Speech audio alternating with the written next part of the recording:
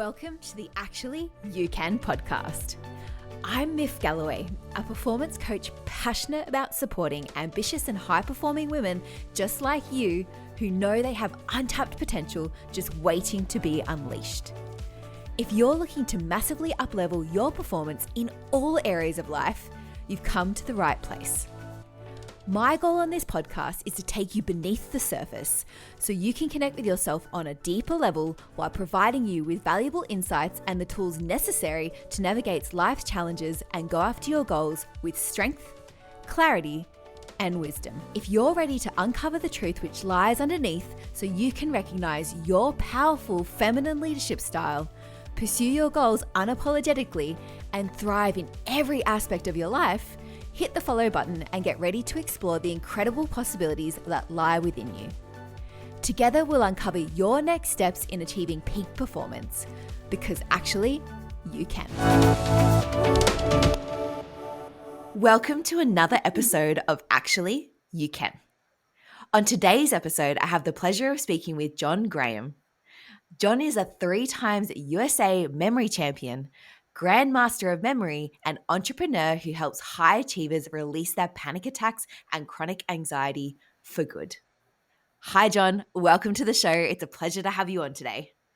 Wonderful. I'm happy to be here, Myth. I can tell this is going to be an exciting. You're a very excited person. I think this will be a good podcast to hear. I'm super stoked to talk about today's subject, which is all around anxiety, and someone who has, I won't say suffered, but definitely someone who has dealt with a fair share of anxiety. I'm really interested to hear what you have to say today, as I'm sure a number of the listeners are as well. So to kick us off, are you able to share a bit more about your personal journey with anxiety and panic attacks and what led you to become an expert in this field? Yeah, I think the expertise comes from living it for too long and trying all the things. I'll get right to the point. Anxiety is treated as mental health, right, through the mind. Most of the ways are treated through the mind when it's an emotional root issue.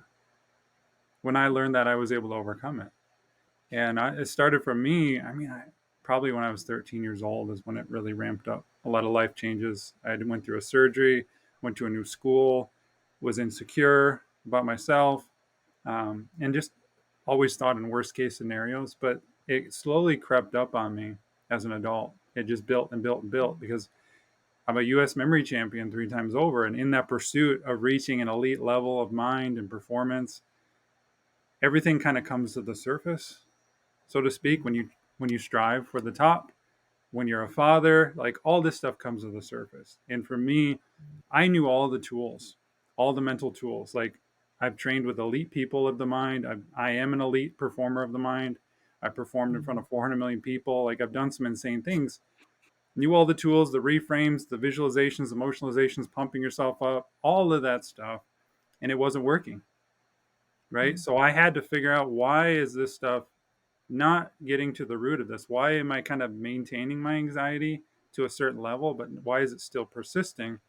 And finding it's an emotional root issue is what changed it all for me. Yeah, I loved how you've distinguished between it being a mental illness or condition. The root cause is emotional. Are you able to distinguish for the listeners the difference between something being mental and emotional? Well, sure. We thinking it's mental means we try to change our thoughts. We try to use force or some type of effort mentally to change it. So we think the problem is in the brain. Maybe it's we're deficient in something. Maybe there's a neural pathway that's wrong. Maybe it's conditioning. And actually, there is a lot of conditioning involved in anxiety. But below that, the reason we are conditioned is to really protect and wrap around the suppressed emotions that are inside of us, because they're painful, they're uncomfortable.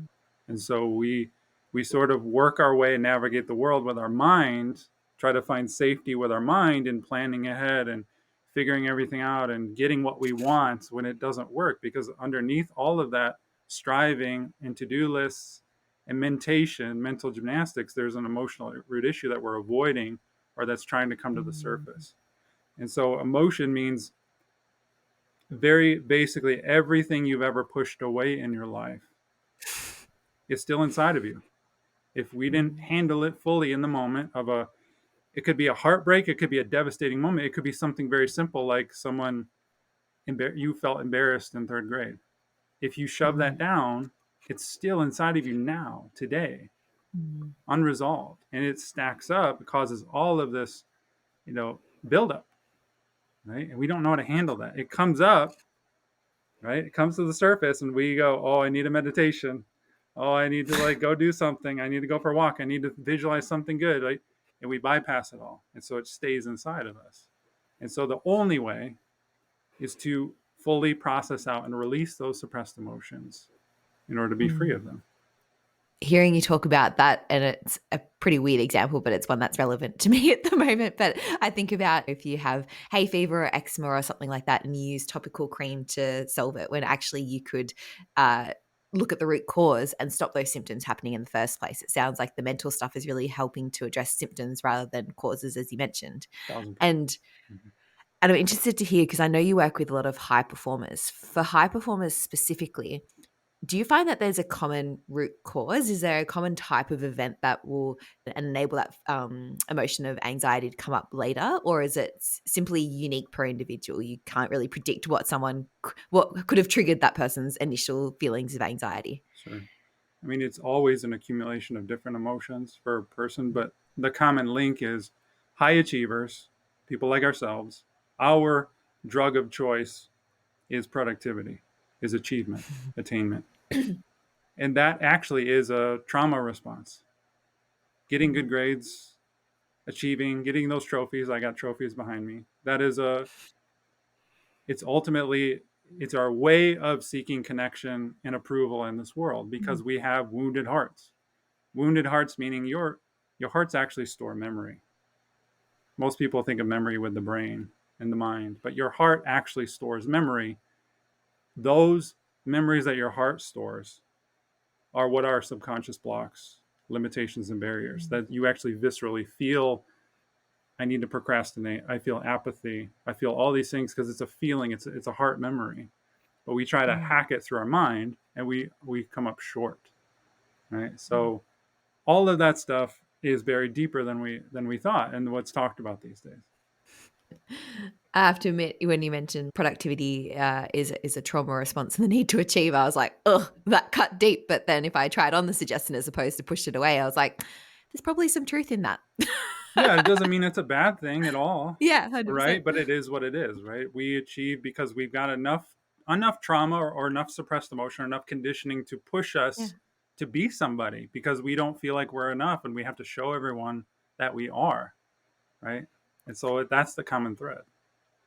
Yeah, and I love that you mentioned that it's not necessarily a bad thing. I think when you think of a trauma response, everyone's like, "Oh my god, that's terrible." But if I look at it from simple lens of motivation, if people are motivation by pain or pleasure, truth of the fact is a lot of people need some sort of initial pain to spark the momentum for them to get moving, and then they can be motivated by pleasure and the possibilities down the track. But fact of the matter is most people are motivated by that little bit of pain. So if that little bit of trauma has enabled me to be super productive and it's actually beneficial to me and it's pleasurable now, then that's totally fine. But if you're leaning into that based on the pain, then that could be an indication that it's something worth exploring a bit deeper. Sure. I mean, I'll share my experience real quick on this. Is Yeah. we I woke up one day realizing very profoundly that everything I'm seeking in life isn't going to fulfill me. Everything external.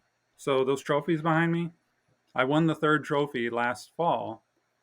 It was an amazing feeling, right? I hold it in my hands. I'm a three-time champion, and I put it on the mantle at night, and I had a hollow feeling. I thought, Mm, I'm already wanting another one, and I thought mm, this never ends. You mhm, always want the next client, the next big month, the next, because I've had $29,000 month in business, and I wanted another one. I wanted more. I wanted, you always want more. And when does it end? mm, I realized that nothing external can actually fulfill me internally. And when I said, mm, what is blocking me from feeling happy? What can actually make me feel happy? That's the inward journey of releasing all of the junk, the suppressed emotions and the conditioning that was in the way of me feeling happy. Because really, when you remove that stuff, I can be just as happy sitting outside all alone on a sunny day than I would winning a championship if all this junk is out of me. And so that's the route Yeah. I've been taking. Yeah, and I'd love to dive deeper into exactly what you've been doing to get to that sort of place. And before we do so, I'd love for you to share a little bit more about how you define anxiety specifically and what are some misconceptions people have about it. Yeah. When I talk about anxiety, I'm not talking about I have anxiety for taking a test, right? That's a Yeah. normal human emotional response. I'm talking about chronic anxiety, anxiety that has persisted for years, months, decades, where it just never goes away. Where that it's a physical, like a physiological feeling of dread, of overwhelm, of heart palpitations, of brain fog, of just freezing up, like that fight, flight, freeze response, where you're so overwhelmed. That's what I suffered with, on and off, just in different levels over the years. And so underneath that feeling are a bunch of trapped emotions inside. Like basically, you're bothered by everything in life. Everything is poking you. You're very reactive. You could be a great person. I was a great person, but everything bothered me. All this stuff bothered me. And it was just life was poking all of the stuff inside of me, trying to come up, trying to be seen, but I kept shoving it down and trying to like, here's where the achievement goes is when that happens, we try to feel better. We try to hit our goal or hit our outcome, and ultimately it shoves it down. So that's that's when I talk about overcoming anxiety, I'm talking about overcoming that chronic, always there feeling that's trapped inside of you. Yeah, and how did that manifest for you? So I'm thinking you put yourself in some high pressure situations. What did the anxiety look like coming through? How could someone identify with the feelings of anxiety? Yeah, I think the common thing was I woke up every morning, not every morning, but most mornings, feeling a little bit of dread, like all the Mm. stuff I had to do, not feeling like doing it, just a heaviness inside, and my mind's Mm. always thinking ahead and planning ahead and thinking of worst case scenarios. That's very typical anxiety, right? Yeah. But it manifested to the point for me of panic attacks. I was having multiple panic attacks a day at one point. It was Mm. completely, it was awful. It was, it's Mm. so, if you've never had a panic attack before, it's like your body, there's this adrenaline rush inside your body, and it mimics feelings of heart attack. It mimics feelings of fainting. It mimics stroke. Like one time, the left side of my face went numb, completely Wow. numb, and I thought I was going to die of a stroke.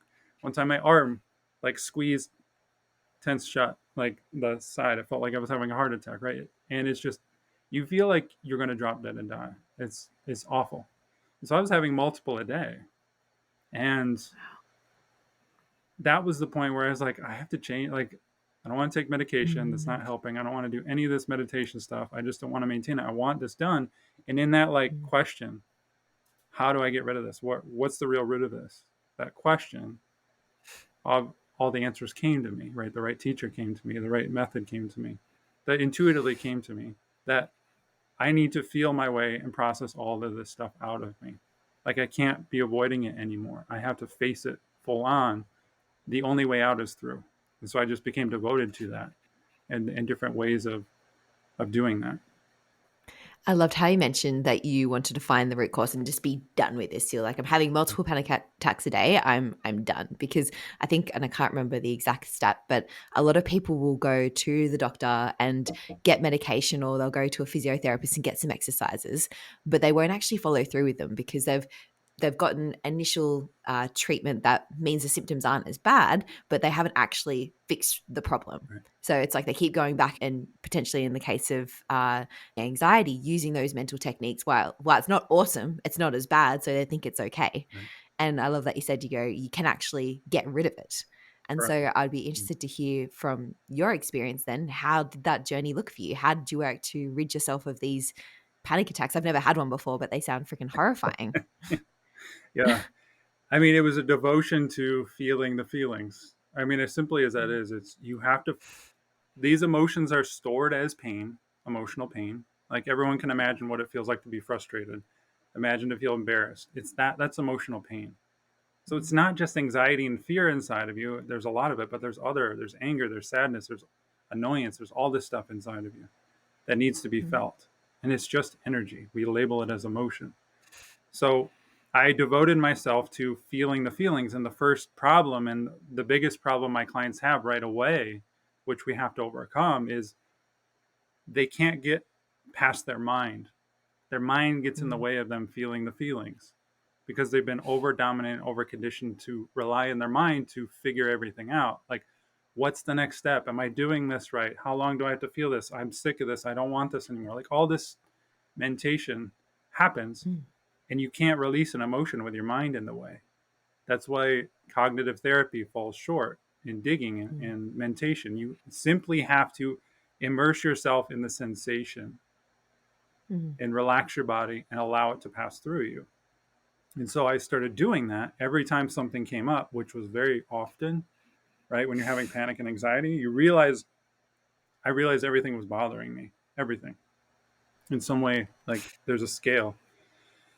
And so it's exhausting at first, Mm. right? It's exhausting. It's also Yeah. scary because you've been so reliant on your mind to get through life and to ascend that letting go of your mind in a way can be very nerve wracking because you feel like you're going to lose it. Like you have all these fears, right? Because they're stored inside of you. So I had to go through that gauntlet. Luckily, like most of the people I work with actually don't have panic attacks. They just want all their Mm. stuff gone. The pressure. I went through some intense stuff, so I know that I can do. If I can do it, and some of the people that I've coached through, like anybody can do this. If you are devoted to like not managing this stuff. If you want to manage it, no judgment, that's great. You do you, Mm. right? But if you want all the way through Mm. like I did, gone forever, then Mm. that's the path.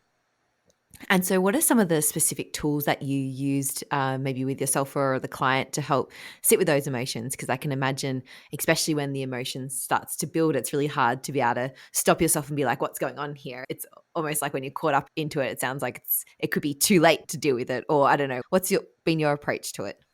Yeah, I mean, people initially like freak out and they grab their phone or they try to calm them, like they try to force themselves to be Mm. calm. Those are all things that bypass. One thing, Mm. and this is controversial, but I fully believe it is if you are feeling anxiety or any type of negative emotion, that a dense energy, Mm. meditating or trying to feel better in any way is not good for you Mm. because it's kicking the can down the road. You may feel better, but you've kicked that can down the road and it's going to come louder and stronger next time. So facing it is better. So I have a 3-step process that I coach people through. Number 1, you have to have a optimized nervous system. If you have anxiety, your nervous system is dysregulated, meaning it's always switched on, you're tense, you're always thinking. Even when you're Mm. sitting there trying to relax, your mind is going. It's always switched on. And so we have to recondition that response to stay relaxed, not just in a 30-minute session, but like all day long. So I Mm. recondition people on how to stay relaxed to handle this voltage and process it out, right? And optimize. So that's the first step. It's mandatory. Like you can't overcome Mm. anxiety or anything, any type of mental pressure without doing that. The second is how to unhook from these, and I quote unquote, negative emotions, because we Mm. label them. They're just energy. Relax, feel, and how to stay out of the mind is the hardest part.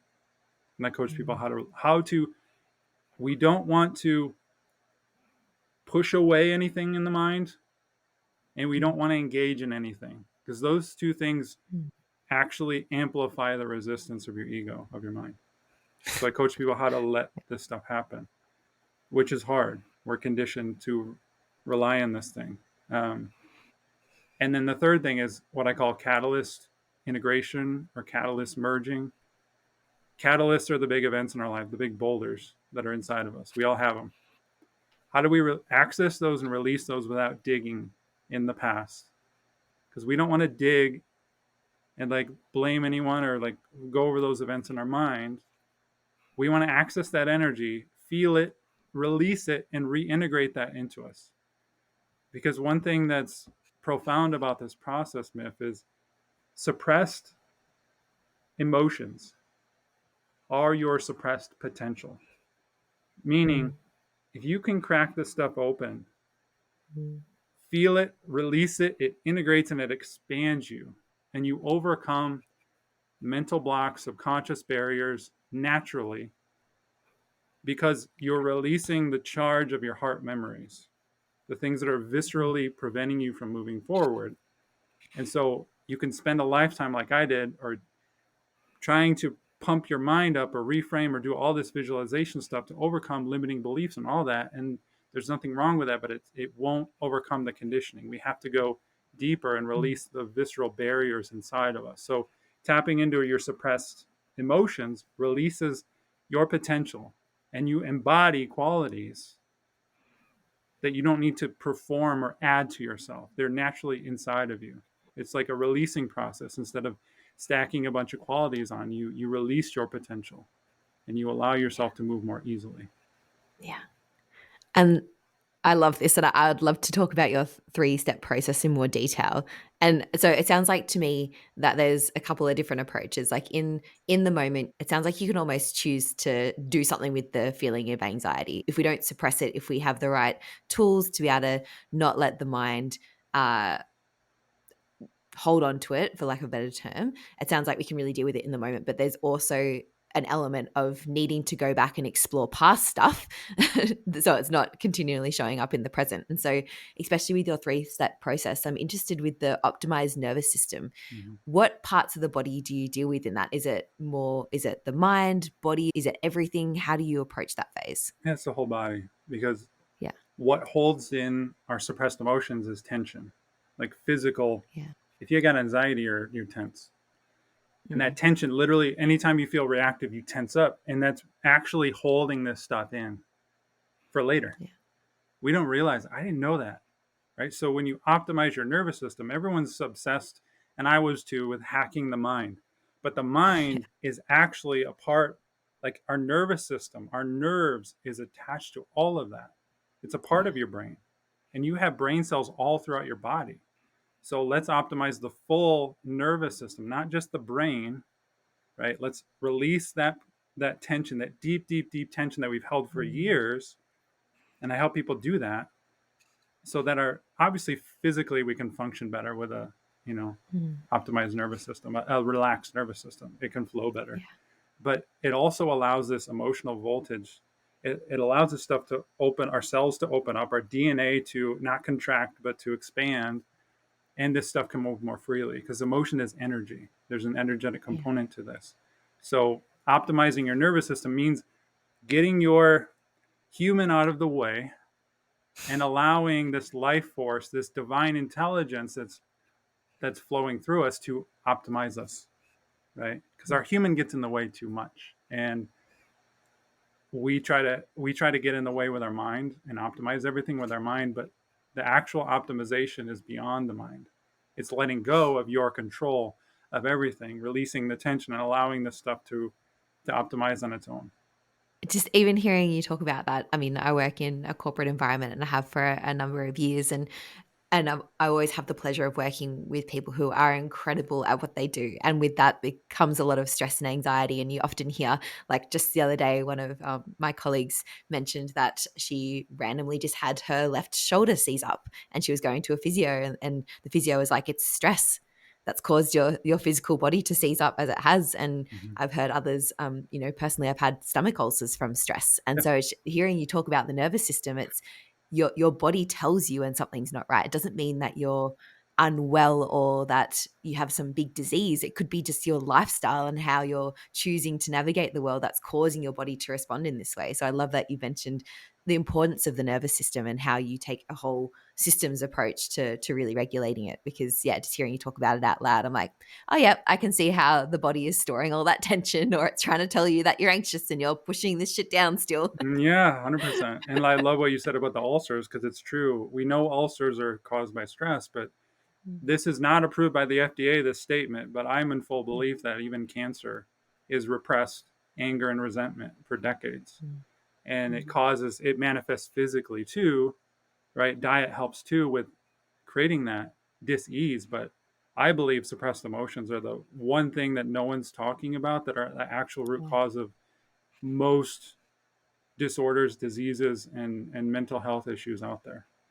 Yeah, I definitely think in a similar way. I mean, I'm looking at my bookshelf and I've got Louise Hay, Caroline Dweck, or all those sorts of really incredible people who have done some awesome things with emotions. And my approach to that sort of stuff now is whenever I get like a mild ache, I have an incredible book called The Body is the Barometer of the Soul, I think it is. Mm, And whenever I get a physical symptom, I'm like, what could this mean? And I definitely treat the physical symptom. If something's manifested in the physical world, then yes, I need to treat it in the physical world. But I'm always curious, what could potentially be the underlying reason for this? How did I contribute to this situation? yes, I'm in full belief that there's a, if we want to label it, spiritual reason behind Yeah. diseases and things that are going on too, or emotional. Yeah, Yeah. 100%. Yeah. I love it. And then so part two of your process is how to unhook. And I even just love that term, how to unhook from the particular situations. And so I'd love for you to share a bit more about what happens in that particular part of the process. Sure. I mean, think of any time, think of the last time you were frustrated or anxious. Yesterday. Yeah. In that emotion, what do we typically do? Like, can I ask you, what did you do when you felt that emotion in that? So me personally, I assess whether it's worth continuing in that situation. So I just blocked off and was like, you know what, we clearly have miscommunicated at some point, and I'll just put a cap on it. Be like, I'm not letting it explode up anymore. I'm just going, yep. And so I probably am one of the people who will suppress it, and then I'll be like, okay, I need to suppress it right now, but I'll deal with it later. Like I went and just go, I need to spend some time by For myself sure. right now because I'm frustrated, I'm triggered.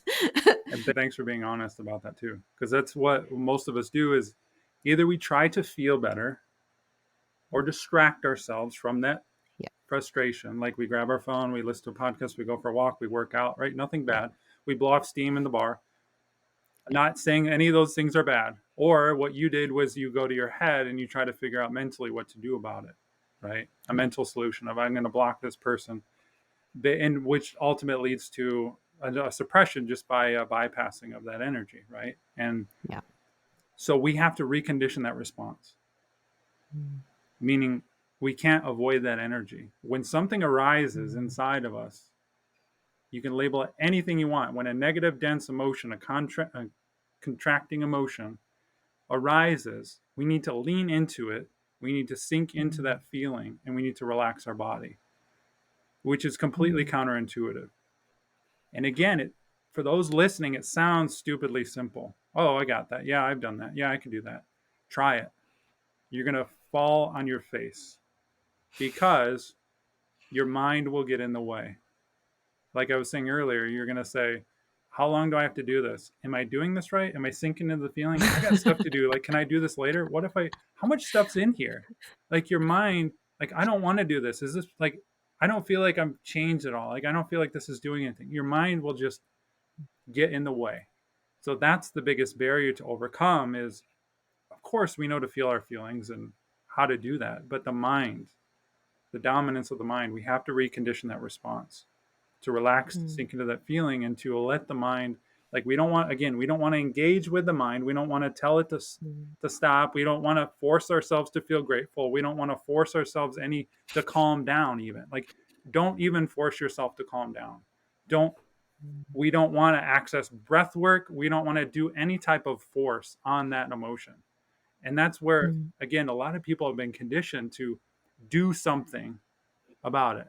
I need to breathe to calm mm, myself down. I need to go for a walk. I need to move my body physically. I need to whatever. And it's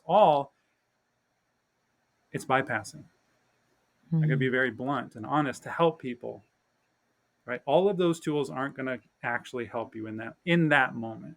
Like do all the things later when you're feeling neutral or positive. But in that yeah, density, you want to sink into that and let it process out because it's trying to come up. It's trying to be seen. mm. It's screaming at you, and you're shoving it down and trying to mentally do something else. And here's my mind trying to like logic my way through this. And so I'm interested to hear, based on the example yesterday, I was feeling really frustrated because of a miscommunication. How could I have dealt with that in the moment? Would it have been as simple of going, hey, I'm feeling really frustrated because I think there's a miscommunication here, or what could that have looked like? You're saying with the person. Yeah, yeah. So it doesn't matter what you do with the person, Yeah. right? Okay. Because you're in that moment, you're in a conditioned response.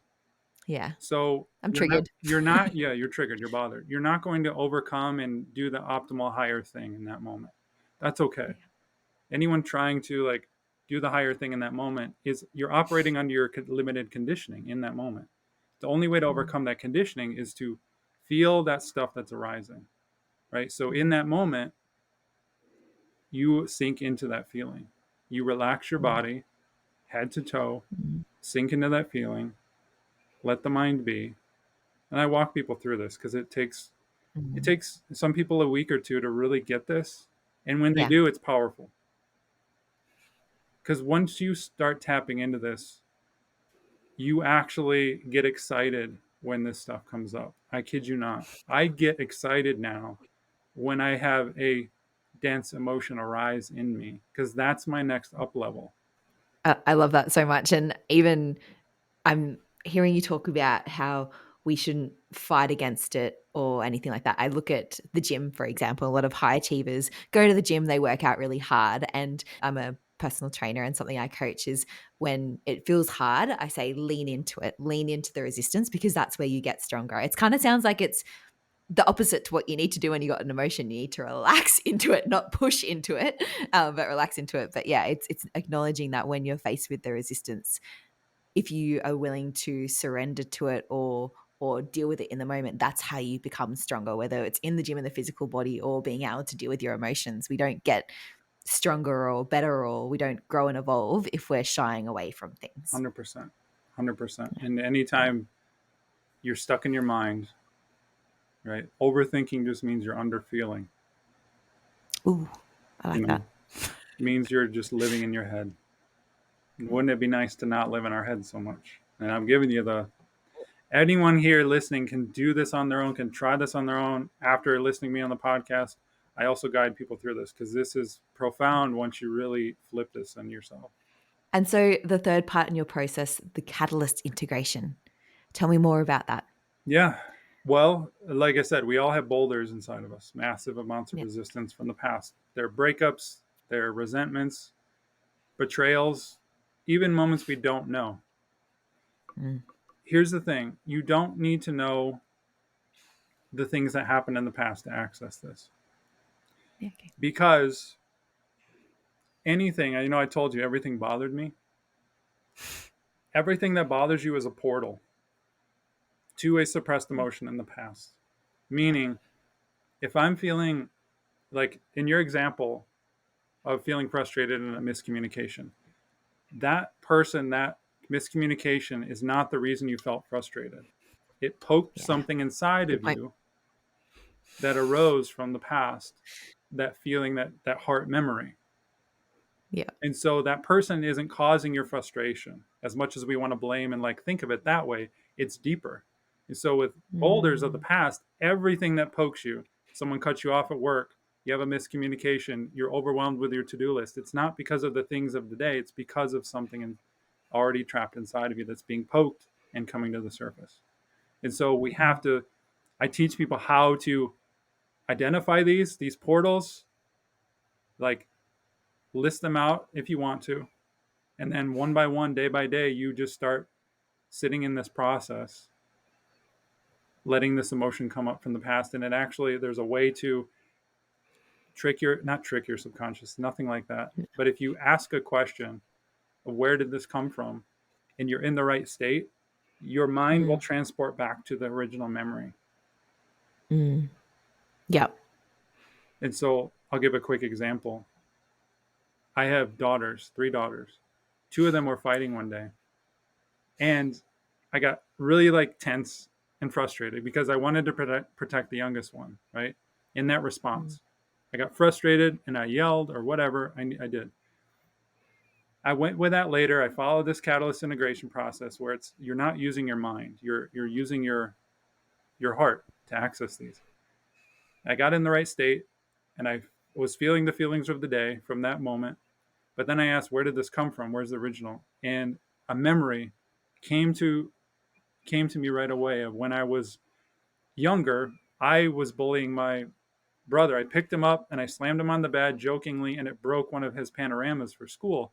And my dad came in pissed, and he like pushed me against the door. And like, by the way, he's not a violent guy. Like, this was like a one-off weird experience, and it scared the crap out of me.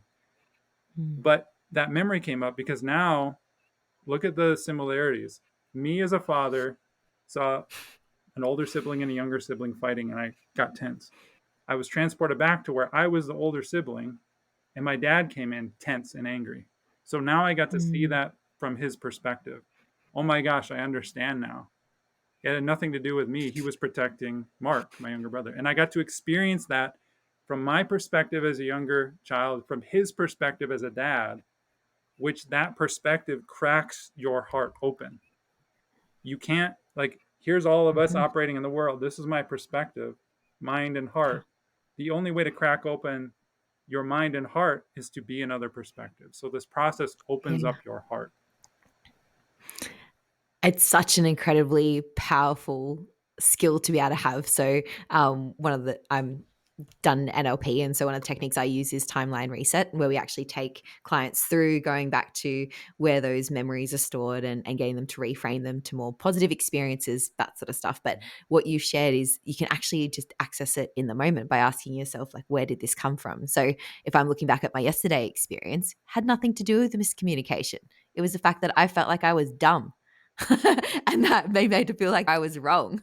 And so it was more about me. It's just the other person brought that up in me. It's a me thing. Spoke something, yeah, from memory. Maybe you Yeah, were a third grader and you were literally. embarrassed, because you Got kept going something into wrong. it. Could be something like that. But Yeah. absolutely.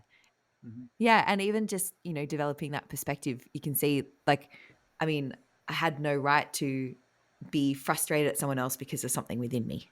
And I think you can do a lot more harm to other people when you're projecting your shit onto them. Sure. And the mental end of this is powerful, but the real Mm. juice is like just feeling that come up, because when you feel it, Yeah. it neutralizes that feeling. Because like a lot of us understand intellectually why these blocks are happening and why these patterns occurring, but we can't overcome them because the heart still remembers and is protecting us. So just by feeling it Yeah. neutralizes that, releases that, and then we gain that perspective not through our mind but through our release of that emotion in our heart. Yeah. And so I know my homework is to get out of my mind more and get into those feelings and try that on and see how we go, because I can definitely see the power in it, and just being able to access that skill automatically as opposed to having to go through a whole process would be incredible. It is incredible. Yeah, yeah, yeah. It's life changing because again, not only does it overcome anxieties and all these mental things and emotional things and barriers that we have, but it releases everything inside of us that was preventing us from feeling happy, unfulfilled, lonely, disconnected, separated, and we access greater potential that way. So, really, it shows up in an embodied, like, think of like think of like trying to perform mentally, where I have this container where I'm trying to stack skills and shove stuff into my mind and reframe beliefs, but I'm limited to this container of everything I can do mentally. When you do Yeah. this work, you actually expand. You take chunks that are dense and you add to this, and it expands outward, right? You expand. You're Mhm. not limited in a container of performance and trying to stack and use your mind and force to add things to you. You release what's in the way and you naturally expand and embody qualities that, right, that allow you to be unfuckwithable, right? And pardon my French, but like it allows you to go forth in That's the the world goal. with not caring what people think, like not thinking that mentally, but embodying that, right? And you can see that in me. You can imagine me with panic attacks and anxiety. I would have never shared all this Mm. stuff in that state, Mm. but because I'm Mm. open, no one can mess with me because I'm Mm. sharing truth. People don't agree. Cool, right? I'm expanded. I'm Yeah. moving forward in my purpose. Unfuckwithable. I can't even say that word properly, but I know it's something that the listeners are all striving to do. Yeah. And so I'm interested to hear you shared a lot of really great insights, and thank you for being so honest and open with your experience with anxiety. I'd love to hear what is a really actionable step listeners can do in the next 24 to 48 hours to start to take that first step forward on their journey to releasing anxiety for good. Make a list of everything that bothers you in the next 24 hours. And it's going to be a red pill moment where you Mm, wake up. Like, it's going to scare you. mm, And you got a choice, right? You can keep operating that way, or you can overcome those and release those. You can do it on your own, or you can try it on your own, or you can get a coach, a guide to do that yourself. But those are the moments where people list it and they see it, and it completely shatters them, like in the best way yeah, possible, because it took everything unconscious and it brought it to the conscious. So now you yeah. get a choice of what to do with it, and that's you. That list is your juice. That's your Oh. potential on paper, and so that's the first step. Oh man, that would be such a powerful exercise because I think to your point earlier, I mean, just because you have anxiety or chronic anxiety doesn't mean you're a bad person, or just because you're triggered all the time doesn't mean you're a bad person. And just confronting what is actually pissing you off, you're like, that's not me.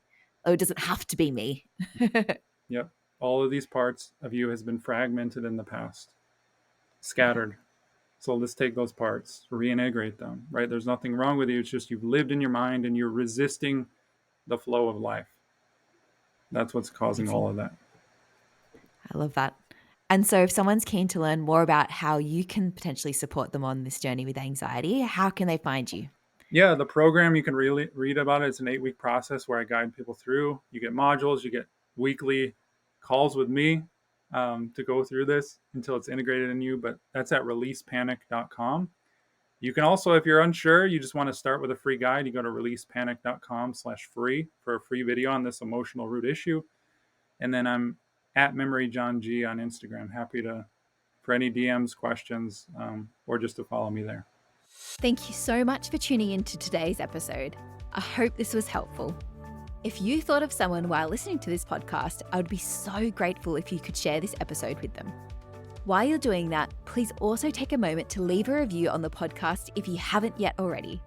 It takes less than a minute and it means so much to me and helps this podcast to reach more people just like you. Thank you so much for that, and I'll see you in the next episode. In the meantime, go out and achieve every dream you have, because actually, you can.